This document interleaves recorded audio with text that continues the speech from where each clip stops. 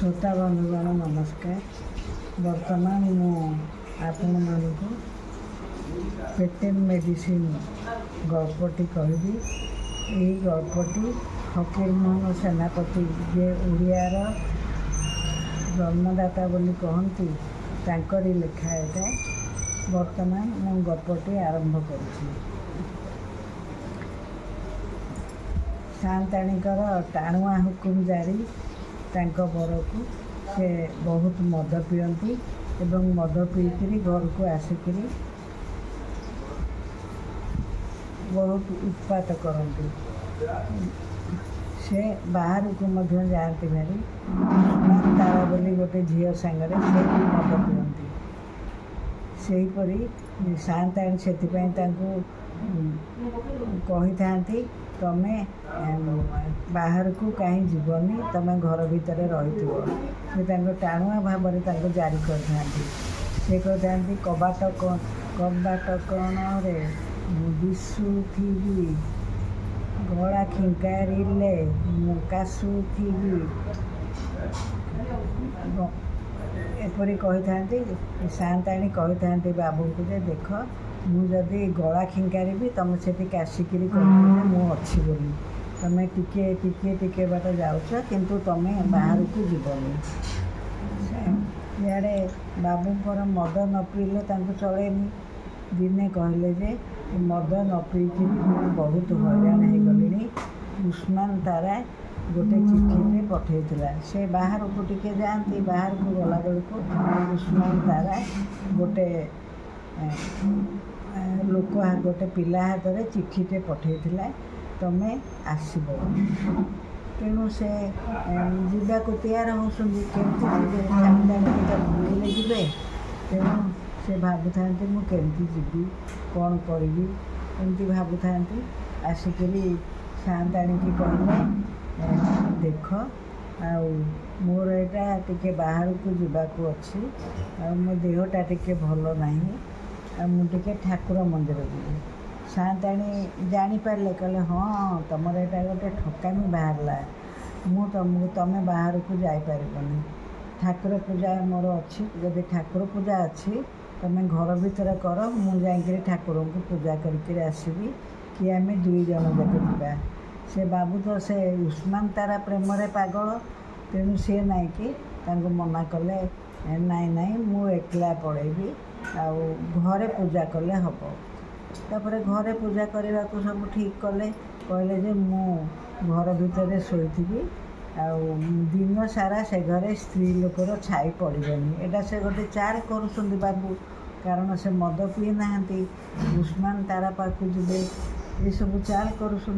सान्ताणी कहले हाँ हाँ ठीक कथा तुम घर भितर शोकरी ठाकुर को ध्यान कर आ कौन से स्त्री लोक मुझे कि कहीं जीवेनि एमती कहले।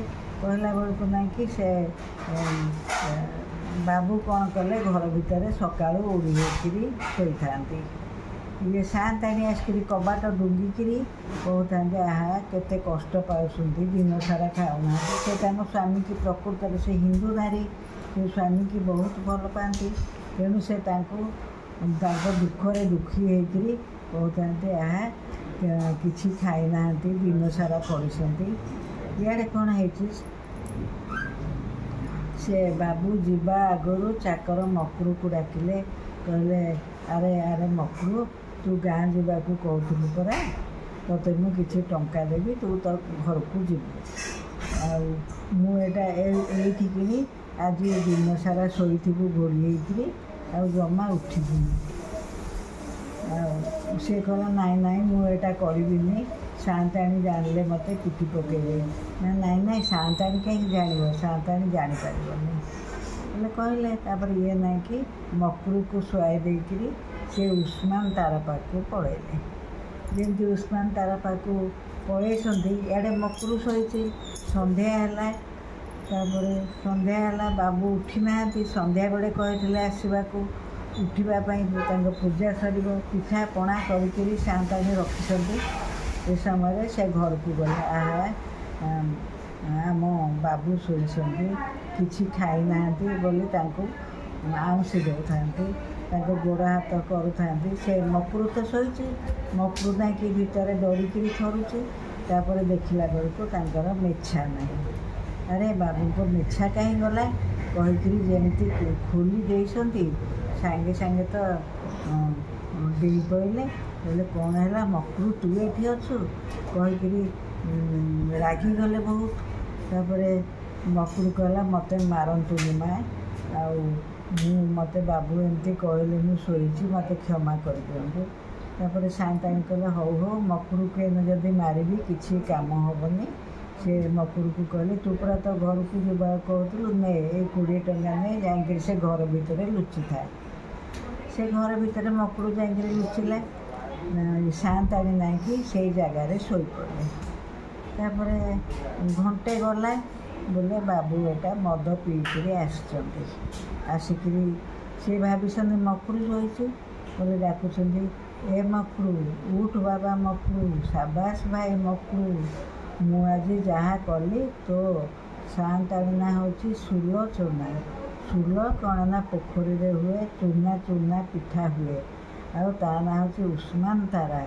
ଆଜି ଯେଉଁ ମଜା ହେଲାରେ କ'ଣ କହିବି, ତୋ ସାଆନ୍ତାଣୀ କ'ଣ ଜାଣିପାରିବ? ତୋ ସାଆନ୍ତାଣୀର ବୋପା ଶଳା ବି ଜାଣିପାରିବନି। ବୋଲେ ଏ କଥା ଶୁଣିକି ତ ସାଆନ୍ତାଣୀ ଡେଇଁ ପଇଲେ ଧରିକି ରାଗିକିରି, କ'ଣ କହିଲୁ ରେ ମଦୁଆ, ତୁ ମୋ ବୋପା ତ ଶଳା, ଆଉ ତୁ ଉଷ୍ମାନ ତାରା ପାଖକୁ ଯାଇଥିଲୁ କହିକିରି ତ ଗୋଟେ ଛାଞ୍ଚୁଣି ଆଣିକିରି ଛାଞ୍ଚୁଣିରେ ପିଟି ଆଣିଲେ ଧରିକିରି। ଯେମିତି ପିଟି ଆଣିଛନ୍ତି, ତାଙ୍କର ମଦ ନିଶା ଛାଡ଼ିଗଲା ପରେ ସେ ଚୁପଚାପ ହେଇକିରି ବସିଥାନ୍ତି।